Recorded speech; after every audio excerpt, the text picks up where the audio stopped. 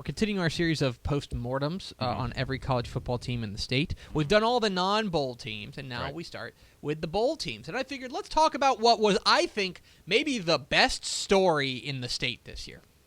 The UTSA Roadrunners. In the first year under Frank Wilson, they make their first bowl in program history, and you got to feel really good for the Roadrunners. And so let's take a look back at what happened to get them to this point.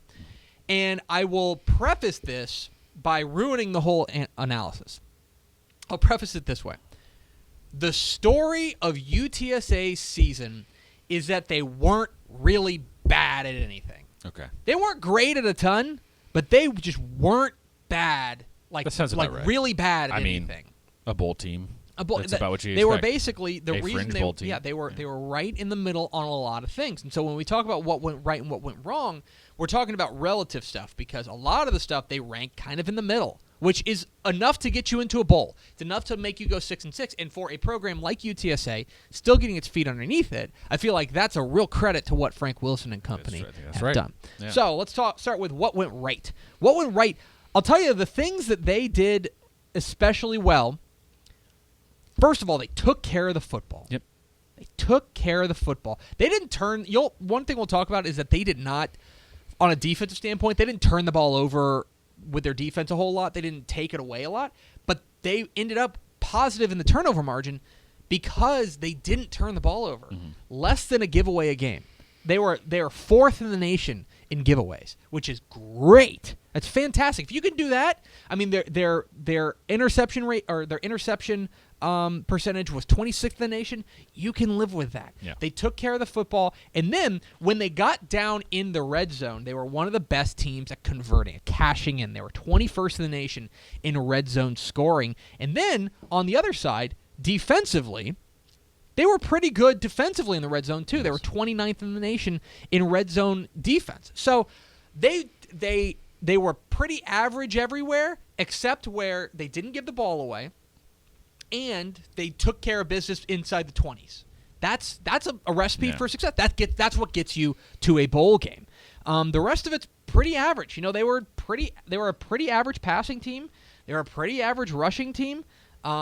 Defensively, I think was the better side of their ball, especially against the run. They were 56th in the nation against the run. That's fine. You can live with that. A lot of the stuff is things you'd be like, you can live with that.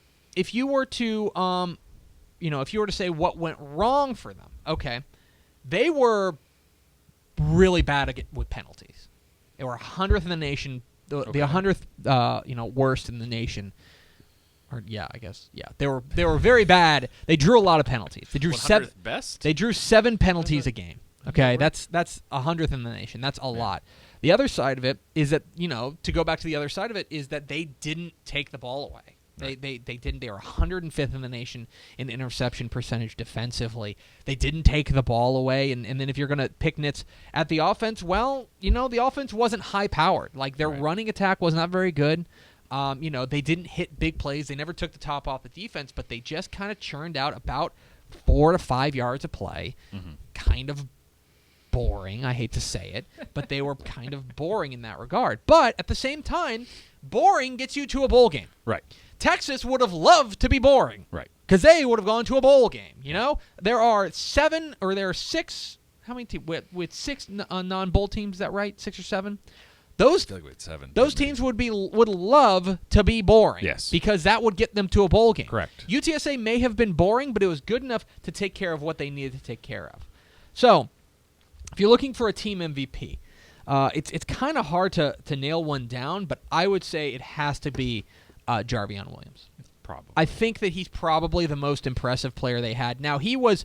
he was part of a two-headed monster. He was their workhorse. He was the guy. He split carries with Jalen Rhodes in the end about 60-40. Right. But I think he was really their go-to guy. You could look at a guy like Josh Stewart or Kerry Thomas in the passing game, but I thought their running game tended to be a little more important than their passing game as far as setting everything up. Or you can look on the defense. And their defense, maybe it's Josiah Tauefa. I've never been able to pronounce his name. but he knows who he is. The freshman linebacker who was just so sensational out of Lake Dallas, a guy who really burst on the scene, led the team in tackles with 115. He was third on the team in tackles for loss with 9. This was a guy who really stepped up and represents the future of this UTSA program. Right. So I would say one of those. I would say probably Jarvion Williams, but Tauefa. I really, he's like their best defensive player. I probably need to learn You'll how get it to eventually. pronounce his name. Probably I believe in you. one of those two guys would probably be your team MVP. But you know what? I mean, honestly, this is going to sound like a cop-out, but you know who the team MVP is? It's Frank Wilson. Like, he steps into a situation where you and they hire him, and they hire him late, right? They hire him late. Right. He has to scrap together, whatever he can. There's no reason they should have been this good. No. Everything was working against them. Absolutely not. Yeah, everything was working against them. There's no reason they should have been going to a bowl game. Right. None. But the real MVP of this team is Frank Wilson. And I'm excited to see what he does on Wednesday, on National Signing Day, because remember, when he was brought in from LSU, the whole, he was their running backs coach, and I understand that. That's not what he was. Right. He was LSU's recruiting ace. Yeah. Okay? He was their guy to go in there and close the deal. He was the closer for them. So I'm excited to see what he does with a full cycle of recruiting. I think, and especially now that they can say, look, we're building something here. Right. We are clearly trending in the right direction. Yeah. That would be something I think really to behold. So we look ahead to 2017. First of all, look, I think that they're going to be a little more of a target on their back. They're not going to be able to fly under the radar. The biggest question is probably going to be a quarterback, but I think it's going to be Dalton Sturm's job to lose. I think that he's got to be considered the guy. They do lose Jarvion Williams, but the great thing about having a two-headed monster at running back is that you just slide Jalen Rhodes in there. Yep. Now Jalen Rhodes is a bit of a different runner. He's a little bit more of a home run hitter, but he can be the guy to pick up the slack. From a receiver perspective, you're bringing back everyone pretty much. You're losing Jabryce Taylor, who was a nice kind of a nice threat who really never lived up to his potential when he was coming out of what was it, Lufkin? That sounds right. Lufkin. Yeah. Coming out of Lufkin, man, nailed it. That was like 4 years ago. Yeah. But you've got a lot of these weapons coming back, and from a defensive perspective, you lose some pieces, and I don't want to take away the guys who helped build this. Michael Iguagu, who we thought was going to be their real star of this team coming in this year, and he had a nice year. Jordan Moore, Ben Kane, you're losing some important pieces, but a lot of the guys that were real playmakers on this team, especially the linebacker position in Tauefa and Lakel Bass, they're back. Yeah. So you need to rebuild, I think, up front, the defensive line, although what we saw from King Newton, I think, is very, very encouraging. They are going to need to rebuild. And they're going to need to rebuild in the secondary as well. They're losing Iguagu. They're losing Jordan Moore, although Nate Gaines is back next year. But overall, look, the bottom line is that there's not a lot of programs in the state that we can say are trending up. But this is a program that's clearly trending up. Yeah.